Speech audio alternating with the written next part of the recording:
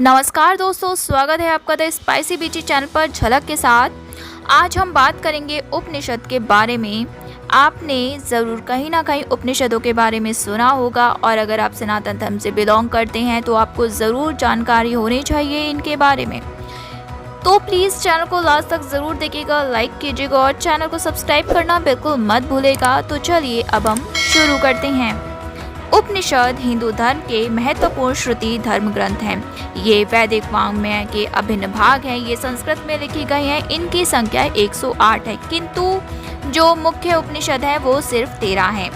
हर एक उपनिषद किसी न किसी वेद से जुड़ा हुआ है। इनमें परमेश्वर, परमात्मा, ब्रह्म और आत्मा के स्वभाव और संबंध का बहुत ही दार्शनिक और ज्ञान पूर्वक वर्णन किया गया है।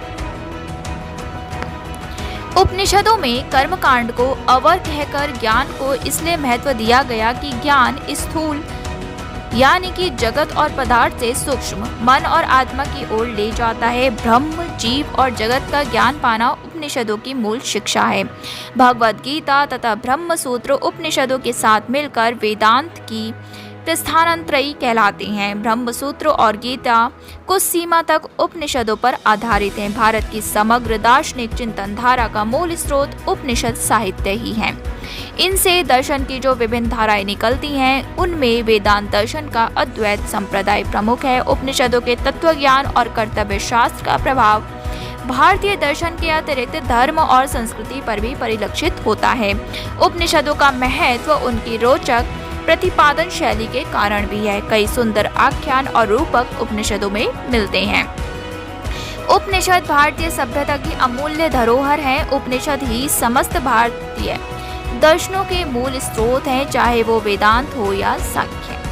उपनिषदों को स्वयं भी वेदांत कहा गया है। 19वीं सदी में जर्मन तत्ववेत्ता शोपेनहावर ने इन ग्रंथों में जो रुचि दिखलाकर इनके अनुवाद किए वो सर्वविदित हैं और मान्य हैं। विश्व के कई दार्शनिक उपनिषदों को सबसे बेहतरीन ज्ञान कोश मानते हैं। उपनिषद भारतीय आध्यात्मिक चिंतन के मूल आधार हैं, भारतीय आध्यात्मिक दर्शन के स्रोत हैं। वो ब्रह्म विद्या हैं, जिज्ञासाओं के ऋषियों द्वारा खोजे हुए उत्तर हैं। वो चिंतनशील ऋषियों की ज्ञान चर्चाओं का सार हैं। वो कवि हृदय ऋषियों की काव्यमय आध्यात्मिक रचनाएं हैं। अज्ञात की खोज के प्रयास हैं। वर्णातीत परम शक्ति को शब्दों में प्रस्तुत करने की कोशिश है और उस निराकार, निर्विकार, असीम, अपार को अंतर्दृष्टि से समझने और परिभाषित करने की अदम्य आकांक्षा के लेखबद्ध विवरण है। उपनिषद शब्द का साधारण अर्थ है समीप उपवेशन या समीप बैठना। ब्रह्म विद्या की प्राप्ति के लिए शिष्य का गुरु के पास बैठना उपनिषद है। ये शब्द उपनी, उपसर्ग तथा सद धातु से निष्पन्न हुआ है। सद धातु के 3 अर्थ हैं: विवरण, नाश होना, गति, पाना या जानना तथा अवसादन, शिथिल होना। उपनिषद में ऋषि और शिष्य के बीच बहुत सुंदर और गूढ़ संवाद है जो पाठक को वेद के मर्म तक पहुंचाता है। उपनिषदों में मुख्य रूप से आत्मविद्या का प्रतिपादन है, जिसके अंतर्गत ब्रह्म और आत्मा के स्वरूप, उसकी प्राप्ति के साधन और आवश्यकता की समीक्षा की गई है। आत्मज्ञानी के स्वरूप, मोक्ष के स्वरूप आदि अवान्तर विषयों के साथ ही विद्या, अविद्या, श्रेयस, प्रेयस, आचार्य आदि तत्संबद्ध विषयों पर भी भरपूर चिंतन उपनिषदों में उपलब्ध होता है। वैदिक ग्रंथों में जो दार्शनिक और आध्यात्मिक चिंतन यत्र तत्र दिखाई देता है, वो परिपक्व रूप में उपनिषदों में निबद्ध हुआ है। उपनिषदों में सर्वत्र समन्वय की भावना है। दोनों पक्षों में जो ग्राह्य है उसे ले लेना चाहिए। दृष्टि से ज्ञान मार्ग और कर्म मार्ग, विद्या और अविद्या, संभूति और असंभूति के समन्वय का उपदेश है। उपनिषदों में कभी कभी ब्रह्म विद्या की तुलना में कर्मकांड को बहुत हीन बताया गया है। उपनिषद ब्रह्म विद्या का गोतक है। कहते हैं इस विद्या के अभ्यास से मुमुक्षुजन की अविद्या नष्ट हो जाती है। विवरण, वो ब्रह्म की प्राप्ति करा देती है। गति, जिससे मनुष्य के गर्भवास आदि सांसारिक दुख सर्वथा शिथिल हो जाते हैं। अवसादन, फलत उपनिषद वो तत्व प्रतिपादक ग्रंथ माने जाते हैं जिनके अभ्यास से मनुष्य को ब्रह्म अथवा परमात्मा का साक्षात्कार होता है। उपनिषदों में देवता, दानव, ऋषि मुनि, पशु पक्षी, पृथ्वी, प्रकृति, चर अचर सभी को माध्यम बनाकर रोचक और प्रेरणादायक कथाओं की रचना की गई है। इन कथाओं की रचना वेदों की व्याख्या के उद्देश्य से की गई। जो बातें वेदों में जटिलता से कही गई हैं उन्हें उपनिषदों में सरल ढंग से समझाया गया है।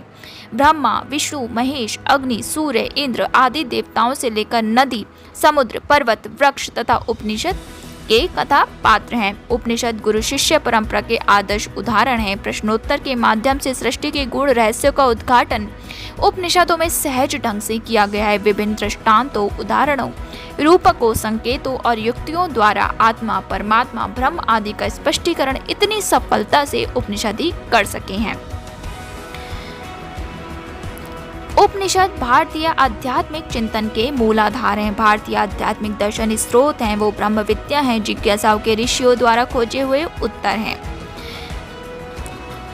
और उस निराकार, निर्विकार, असीम, अपार को अंतर्दृष्टि से समझने और परिभाषित करने की अदम्य आकांक्षा के लेखबद्ध विवरण है।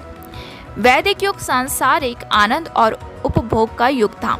मानव युग की निश्चिंतता, पवित्रता, भावुकता, भोलेपन व निष्पातुकता का युग था। जीवन को संपूर्ण अलहड़पन से जीना उस काल के लोगों का प्रिय व श्रेय था। प्रकृति के विभिन्न मनोहारी स्वरूपों को देखकर उस समय के लोगों के भावुक मनों में जो उद्गार स्वयंभूत आलोकित तरंगों के रूप में उभरे, उन मनोभावों को उन्होंने प्रशस्तियों, स्तुतियों, दिव्य गानों व काव्य रचनाओं के रूप में शब्दबद्ध किया और वो वैदिक ऋचाएं या मंत्र बन गए। उन लोगों के मन सांसारिक आनंद से भरे थे, संपन्नता से संतुष्ट थे, प्राकृतिक दिव्यताओं से भाव विभोर हो उठते थे। अतः उनके गीतों में ये कामना है कि ये सदा आनंद बना रहे, बढ़ता रहे और कभी समाप्त न हो।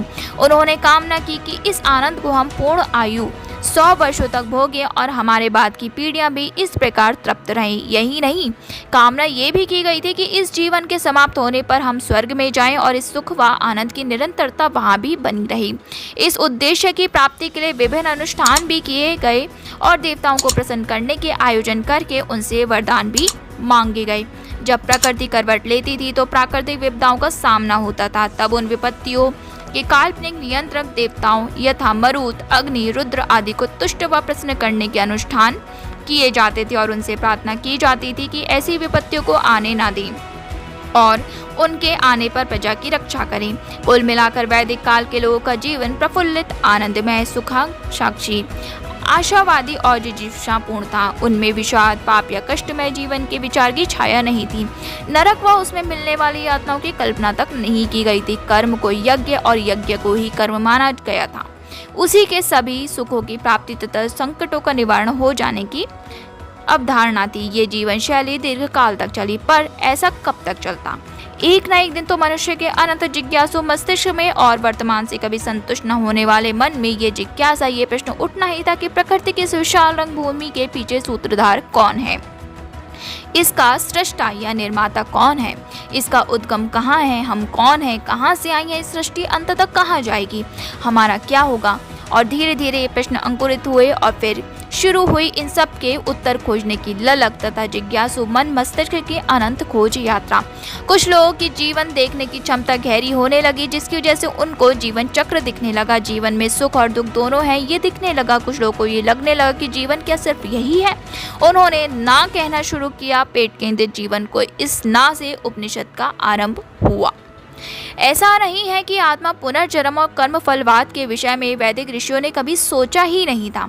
ऐसा भी नहीं था कि इस जीवन के बारे में उनका कोई ध्यान नहीं था। ऋषियों ने यदा कदा इस विषय पर विचार किया भी था। इसके बीच वेदों में यत्र तत्र मिलते हैं, परंतु ये केवल विचार मात्र था।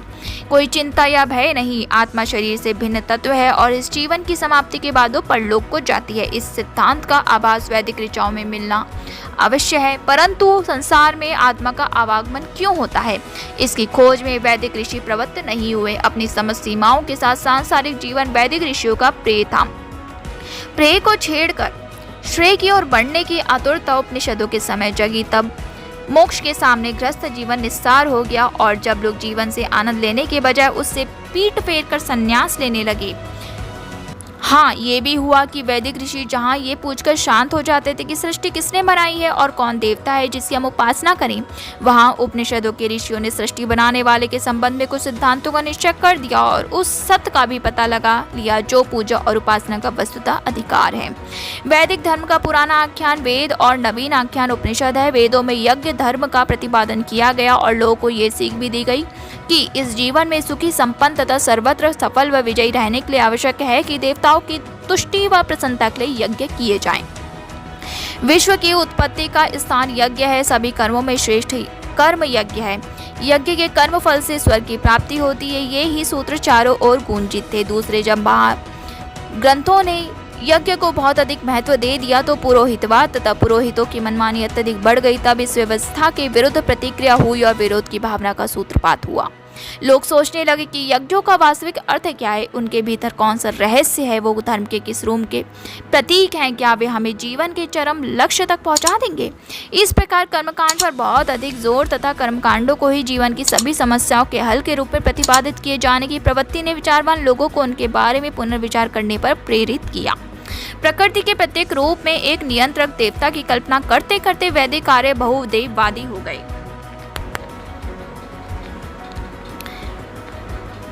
उनके देवताओं में उल्लेखनीय हैं इंद्र, वरुण, अग्नि, सविता, सोम, अश्विनी कुमार, मरुत, पूषण, मित्र, पितर, यम आदि। तब एक बौद्धिक व्यग्रता प्रारंभ हुई। उस एक परम शक्ति के दर्शन करने या उसके वास्तविक स्वरूप को समझने की जो संपूर्ण सृष्टि का रचयिता और इन देवताओं के ऊपर की सत्ता है, इस व्यग्रता ने उपनिषद के चिंतनों का मार्ग प्रशस्त किया। दोस्तों, कैसी लगी आपको आज की जानकारी? और भी हम उपनिषदों पर एपिसोड लेकर आएंगे और भी ज़्यादा खोज के बाद कुछ ना कुछ और इंटरेस्टिंग निकालेंगे। उपनिषदों के प्रकार निकालेंगे, उपनिषद किस तरीके के होते हैं ये भी बताएंगे। लेकिन आप प्लीज़ चैनल को सब्सक्राइब ज़रूर कर लीजिएगा, तभी आपको हमारी वीडियो का नोटिफिकेशन सबसे पहले रिसीव होगा। मैं चलती हूँ अब। राधे राधे।